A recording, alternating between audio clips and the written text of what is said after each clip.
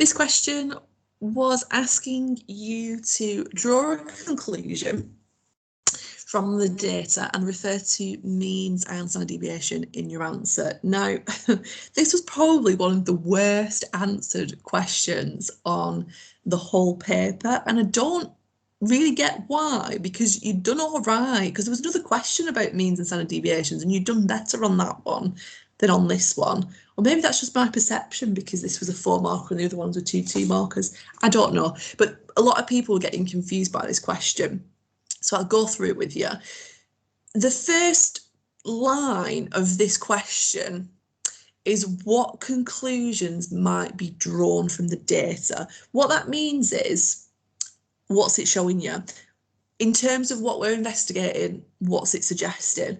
Now, the mean in the table was 19.3 for words recalled in the same location. So remember, these were out of 20, so that's a pretty good score. And condition 2 in different locations was 14.6. So let's round it up and say 15, right? So there's a difference there between learning and recalling in the same location and learning and recalling in different locations. So we can conclude from that that your recall of words is much better if you learn and recall in the same location in comparison to if you learn and recall in different locations. That's the conclusion. That's your kind of summary from that piece of research and the results that are from that piece of research.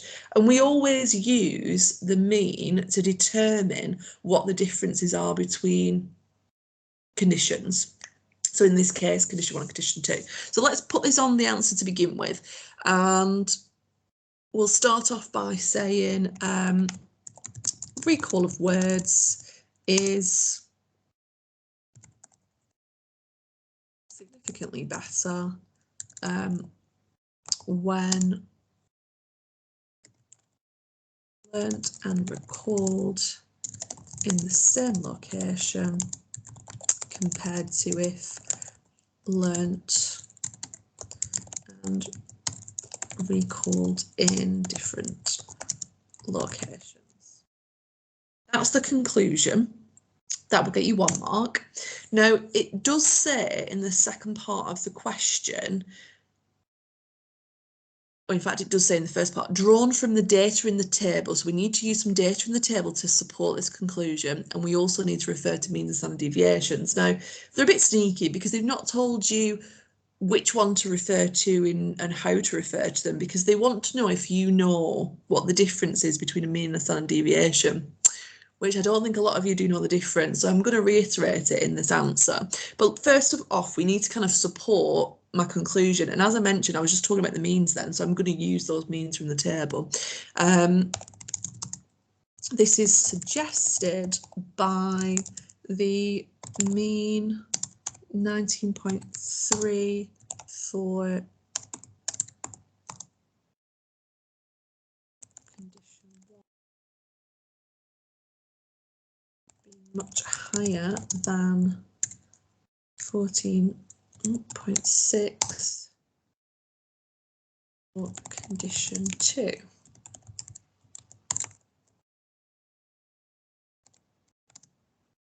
That there should get you the 2nd mark. Now, the mark scheme for this,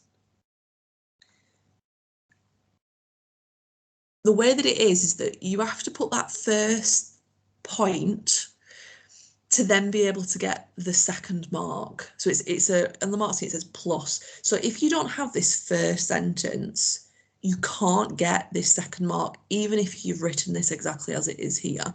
So you might have put this, you might have referred to the means in the table, but without that conclusion, you can't have it. So you've got to put the conclusion first and then support it with the mean values. You didn't actually have to put this exactly as it is, this conclusion. Another kind of conclusion that's in the mark scheme that they credit is that participants' memory. Oh, actually, I just realised I'm not allowed to have that. I'm going to put improved there. Yeah. it's good that I made that mistake actually, because that's what a lot of you did. If you're making a conclusion, you've got to kind of refer to, is something improving or worsening? Is something increasing or decreasing?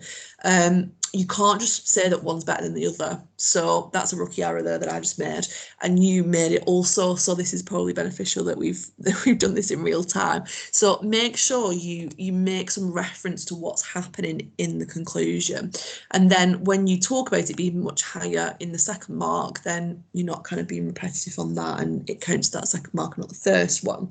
So that there is the mean. Now, if you'd put worsen there, by the way, you'd put much lower and you'd change the conditions around. So that's fine as well. You know, do whatever you fancy, as long as there's some reference to what the conclusion is and which one's, you know, higher or lower than the other one. So that'll get you 2 marks. Now, the second part of this question is to refer to the standard deviation. Now, it was quite clear from your answers that you don't have a foggy as to what a standard deviation is, which is fine.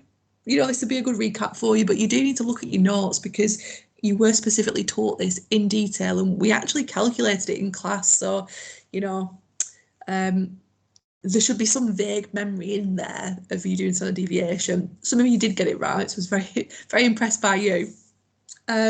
So essentially, a standard deviation is a measure of dispersion. So where the mean is a measure of central tendency, a mean, a median, and mode will tell you what the middle of your data is. So it'll tell you on average what the average participant was scoring. So for example, in condition 1 in the same location, it's suggesting that most people were getting 19 on the lists. And for condition 2, most people were getting about 15. That's like the middle of the data, right? Measure of central tendency, it's telling you what the middle is.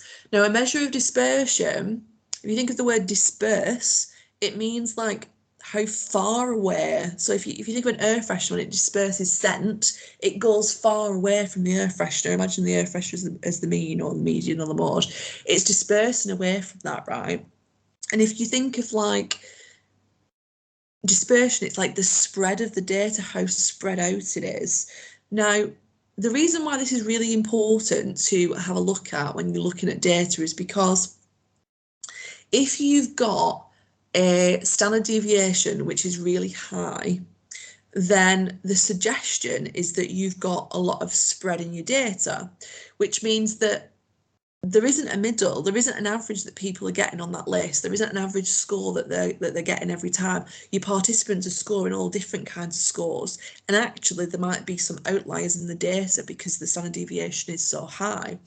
Now, if it's really, really low, the suggestion is that the spread is not, it's not very spread out, it's quite close to that mean value, which means that yes, most of the people are getting that score, and we can be quite confident that that is a true mean, like that is an actual middle of the data. There's probably not any outliers there. So that's what your standard deviation is showing you. Now for this one, the standard deviations are quite similar in both of the conditions. So that would be like the second part of it, which is like this part, so that'd be the second part, but you've got to put like a mini conclusion on before you do it.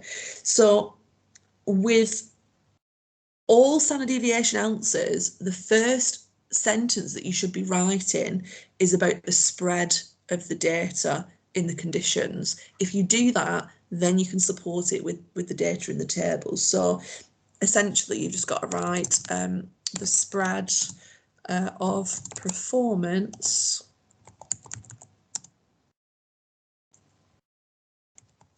in condition 1 and 2 is very similar and therefore consistent,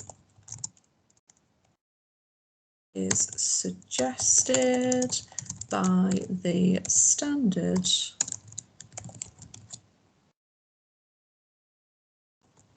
deviation of 2.43 for condition 1 and 2.41 for condition 2.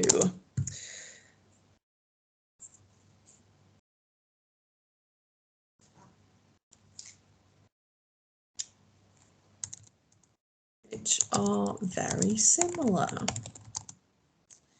You don't actually have to put the standard deviations in this answer, you just have to make reference that the standard deviations are very similar, and they would probably give you the marks. But that's all you need to do to get the 4 marks. So each of those kind of points there gets you a mark each. So you want a summary kind of conclusion sentence first, then what's in the table. Also making sure that it's linked to the study, so you've got to mention the conditions, because a different STEM would have a different application, so it is testing that too. And then for the standard deviation, you need a summary sentence which says spread, or some people put variation, which was fine, and some, because if you think variation square rooted is standard deviation, makes sense. A few people put range, which is a bit iffy because it's not really the range, is it? But it is the range of the data, so okay. And obviously you can mention dispersion, but the spread is probably the best word. That's what's in the mark scheme, so spread is what you need. Think about like spreading marge on toast every time you think of standard deviation. That probably won't make you think of that, but whatever. And yeah, that's it. That's all you got to do. So there you go.